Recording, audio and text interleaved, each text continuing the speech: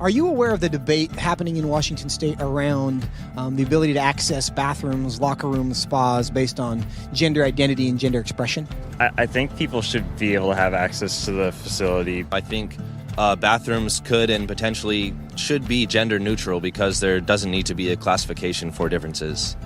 I think people definitely should have the ability to go into whichever locker room they want. I feel like at least public universities should do their best to accommodate for those who do not have a specific gender identity. You know, whether you identify as male or female and whether your sex at birth is matching to that, you should be able to utilize the resources. So if I told you that I was a woman, what would your response be? Good for you. Okay. Like, yeah. Nice to meet you. I'd be like, what? Really? I don't have a problem with it. I'd ask you how you came to that conclusion. If I told you that I was Chinese, what would your response be? I mean, I might be a little surprised, but I would say, good for you. Like, yeah, be who you are. I would maybe think you had some Chinese ancestor. I would ask you how you similarly came to that conclusion and why you came to that conclusion. I would have a lot of questions just because on the outside I would assume that you're a white man. If I told you that I was 7 years old, what would your response be? I wouldn't believe that immediately. I probably wouldn't believe it, but I mean, it wouldn't really bother me that much to go out of my way and tell you, no, you're wrong. I'd just be like, oh, okay, he wants to say he's 7 years old. If you feel 7 at heart, then then so be it. Yeah, good for you.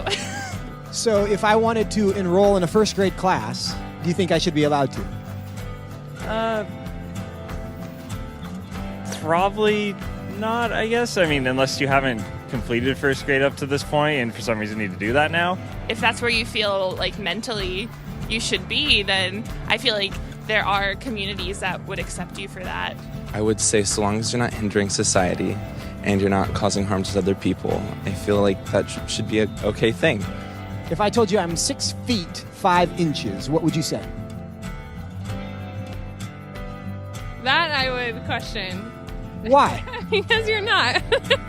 No, I don't think you're 6'5". If you truly believed you're 6'5", I don't think it's harmful. I think it's fine if you believe that. It doesn't matter to me if you think you're taller than you are. So you'd be willing to tell me I'm wrong?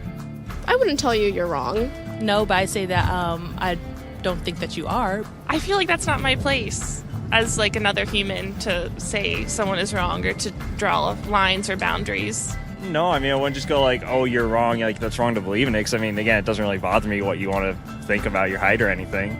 So I can be a Chinese woman. You